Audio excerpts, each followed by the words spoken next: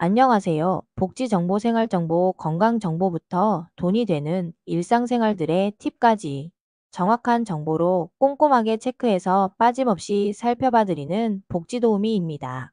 오늘 영상도 대한민국 모든 여러분에게 도움되는 영상이길 바라면서 구독, 좋아요 꼭 부탁드려요. 구독, 좋아요 설정하시면 빠른 정보 알림되고 행복한 일만 가득하실 거예요.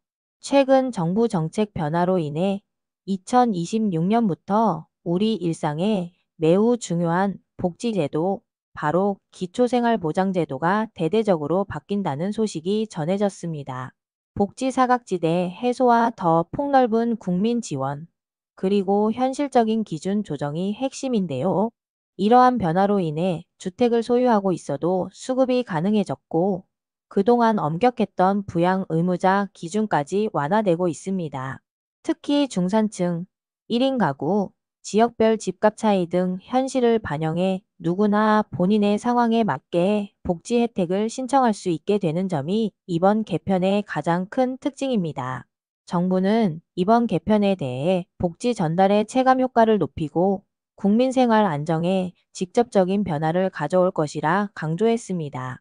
변화의 핵심과 함께 이 제도가 개인과 가족은 물론 우리 사회 안전망 전체에 어떤 영향을 줄지 끝까지 주목하여야 한다고 밝혔습니다. 2026년을 기점으로 달라지는 기초생활보장제도는 크게 네 가지 측면에서 변화합니다. 첫째, 생계급여의 기준선이 대폭 상향됩니다. 기존에는 기준 중위소득 30%를 적용하던 것이 점차 올라 2026년에는 35%까지 확대 적용됩니다. 즉, 1인 가구 기준으로 월 약 83만 원, 2인 가구는 약 137만 원 이하면 생계급여를 받을 수 있게 되어 약간의 소득 차이로 지원 대상에서 탈락했던 분들도 새롭게 신청할 수 있는 길이 열립니다. 또한 주거급여도 단계적으로 상향되어 2026년 기준 중위소득 50%까지 지원 대상이 확대됩니다. 이 말은 더 많은 가구가 주거비 지원을 받을 수 있고, 특히 1인 가구의 경우 중위소득 50% 기준이 적용되어 수급자 수가 크게 늘어날 전망입니다. 둘째, 부양 의무자 기준 완화가 단연 화두입니다. 지금까지는 부모, 자녀 등 가족의 소득이 1억 원, 재산이 9억 원 이상이면 수급이 사실상 불가능했는데, 앞으로는 이 기준이 연소득 1억 3천만 원, 재산 12억 원으로 완화됩니다. 특히 중증 장애인이 부양가족일 경우 아예 부양 의무자 기준을 적용하지 않아 장애인 가구의 생계보장이 한층 강화됩니다.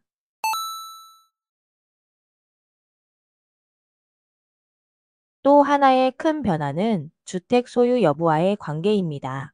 기존에는 집이 있으면 수급 신청이 거의 불가능했으나 2026년부터는 실제 주거용으로 사용하는 주택이나 전세금의 기준이 현실화됩니다. 집값이 올라서 오히려 복지의 문턱이 높아졌던 문제를 개선하기 위해서입니다. 지역별로 서울은 3억 6,400만 원, 경기도는 2억 9,400만 원까지 공제액이 증가하여 실거주 목적이라면 집이 있어도 수급 대상이 될 수 있도록 정책이 변경됩니다. 재산소득 환산 기준도 조정됩니다. 그동안 자동차의 경우 소득 환산율이 100%라 사실상 자동차 소유가 큰 부담이었으나 2025년부터는 2000cc 미만 승용차나 차량가액 500만 원 미만은 일반 재산소득 환산율 4.17%로 간주되어 중형차나 SUV를 가진 경우에도 수급 자격에 한결 가까워집니다. 예를 들어 600만 원짜리 자동차의 경우 연간 소득 환산액이 300만 원으로 크게 줄어듭니다. 덕분에 자동차 소유로 인한 수급자 탈락 문제 역시 상당 부분 해소될 전망입니다. 의료급여에 있어서도 부담 구조가 재평가되고 있습니다.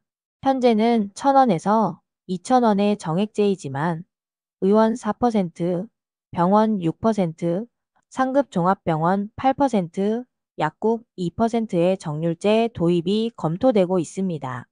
예를 들어 의원에서 진료비가 5만 원이면 현재 1,500원만 내던 것을 2,000원으로 조정하는 방향입니다. 그러나 의료 접근성 저하 우려 등 의견 수렴 과정이 진행 중이며 실제 도입 전까지 추가 논의가 이뤄질 가능성도 큽니다. 또한 2024년 7월부터는 재가 의료급여가 전국적으로 시행되어 병원 퇴원 후에도 집에서 의료, 돌봄, 식사, 이동 서비스 등을 받을 수 있게 됩니다. 80% 이상이 만족하는 것으로 조사되었고 2026년부터는 예방 중심의 의료급여 확대도 추진할 계획입니다. 주거비 현실화에 대한 목소리도 높아졌습니다.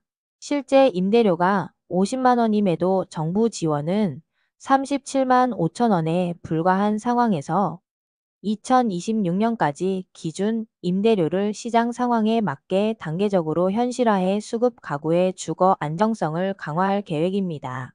이처럼 기준 변경, 지원 확대, 적용 범위 확대 등 일련의 정책 변화는 기초생활보장제도의 문턱을 낮추고 복지 사각지대를 좁히겠다는 강력한 의지가 반영된 결과입니다.